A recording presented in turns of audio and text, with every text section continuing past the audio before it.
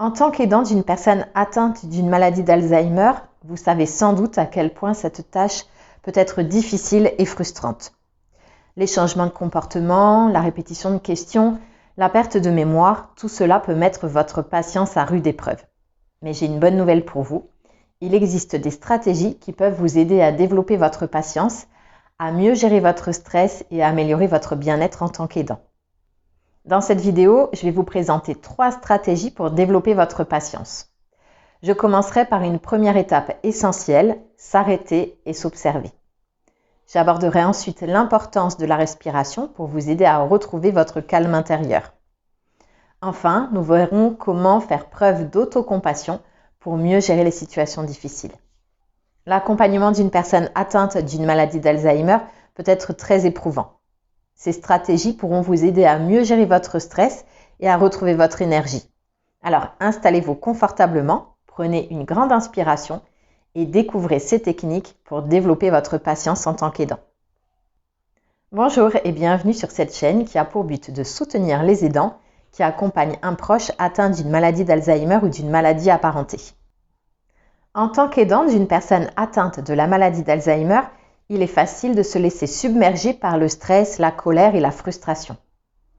Les comportements de la personne atteinte de la maladie peuvent être imprévisibles et difficiles à gérer, ce qui peut causer des émotions intenses chez les aidants. C'est pour ça qu'il est important de prendre le temps de s'arrêter et de s'observer pour mieux comprendre ses émotions et les gérer efficacement. La première stratégie, le premier conseil dont je voulais vous parler pour développer votre patience en tant qu'aidant est donc de s'arrêter et de s'observer. Cela va vous aider pour prendre le temps de comprendre ce qui déclenche le stress, la colère et la frustration chez vous. Donc, ce qui déclenche ces émotions, ça peut être des comportements de votre proche, des événements stressants dans votre vie personnelle ou professionnelle, ou même des pensées et des croyances négatives que vous avez sur vous-même. En étant conscient de ces déclencheurs, vous pouvez mieux les anticiper et les gérer. Par exemple, si vous savez que vous êtes facilement frustré lorsque votre proche répète la même question plusieurs fois, vous pouvez anticiper cette situation et vous préparer mentalement à y faire face de manière calme et patiente. Prendre le temps de s'arrêter et de s'observer ne signifie pas que vous devez supprimer toutes vos émotions négatives.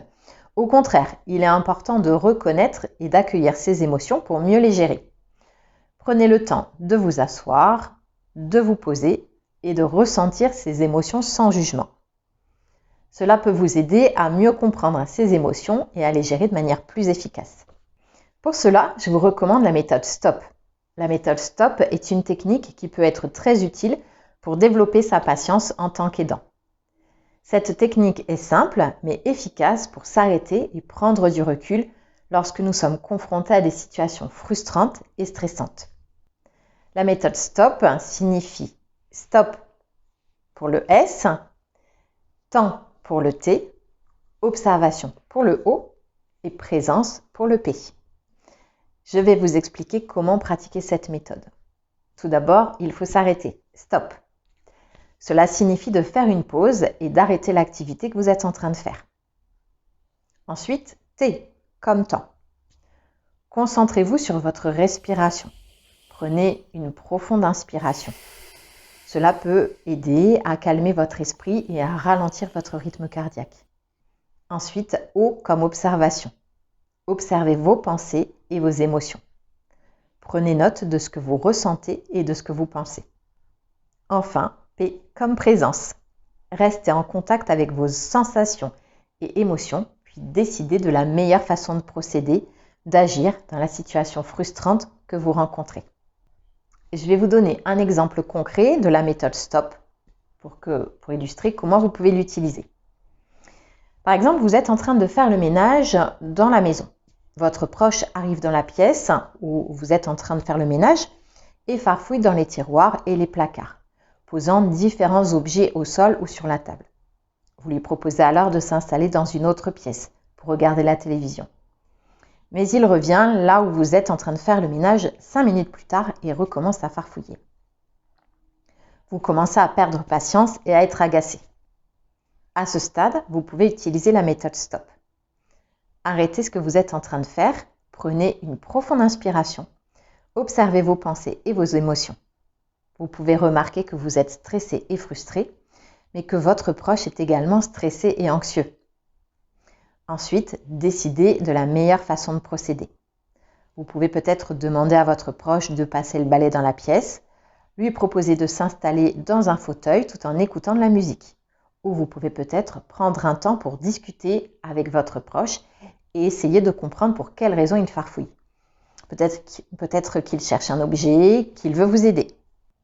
En utilisant cette première stratégie qui est de s'arrêter et de s'observer, et en pratiquant la méthode STOP régulièrement, vous pouvez développer une meilleure compréhension de vous-même et de vos émotions. Prendre du recul et prendre des décisions plus réfléchies. Cela peut vous aider à mieux gérer les comportements imprévisibles de la personne atteinte de la maladie d'Alzheimer.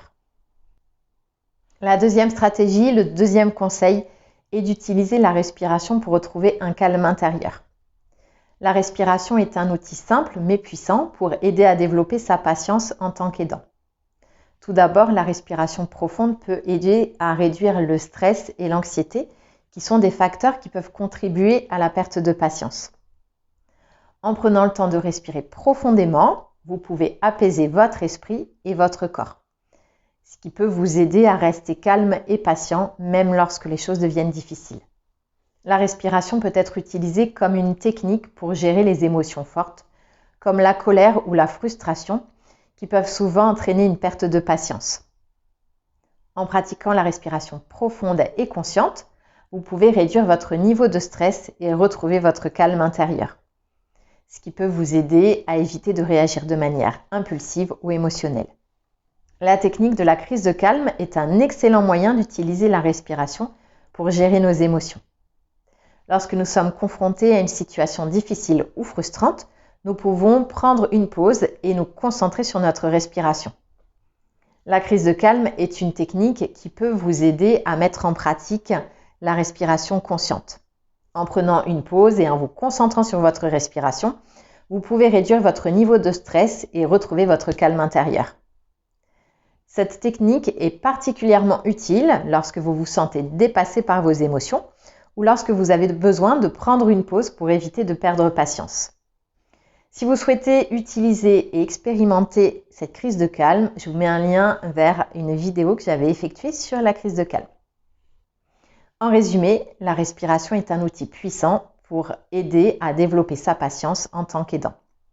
En pratiquant la respiration profonde et consciente, vous pouvez réduire votre stress, cultiver la pleine conscience et gérer les émotions fortes. La crise de calme est une technique qui peut aider à mettre en pratique la respiration consciente dans votre vie quotidienne. La troisième stratégie, le troisième conseil, c'est d'accepter son imperfection et de faire preuve d'autocompassion. Il est important de reconnaître que nous ne sommes pas parfaits et que nous avons tous des faiblesses. En tant qu'aidant, vous avez peut-être tendance à vouloir tout faire parfaitement pour votre proche. Mais cela peut souvent mener à des niveaux de stress et de frustration élevés lorsque les choses ne se passent pas comme prévu. En acceptant vos imperfections, vous pouvez vous libérer de la pression que vous vous mettez sur vous-même. Ça peut aussi vous aider à apprendre à vous concentrer sur les choses que vous faites bien plutôt que sur vos erreurs. Ce qui peut aussi vous aider à renforcer votre confiance en vous-même. Faire preuve d'autocompassion signifie d'abord comprendre que nous sommes tous humains et que nous faisons tous des erreurs. Nous avons tendance à être plus tolérants envers nos amis et notre famille lorsque nous voyons qu'ils traversent des moments difficiles. Mais nous avons souvent du mal à nous accorder la même gentillesse à nous-mêmes. Alors, ça peut être particulièrement difficile pour vous en tant qu'aidant. Parce que peut-être que parfois, vous vous blâmez pour les moments où vous avez perdu patience ou les moments où vous avez eu le sentiment de ne pas vous être montré à la hauteur de la situation. C'est pour ça qu'il est important de pratiquer l'autocompassion.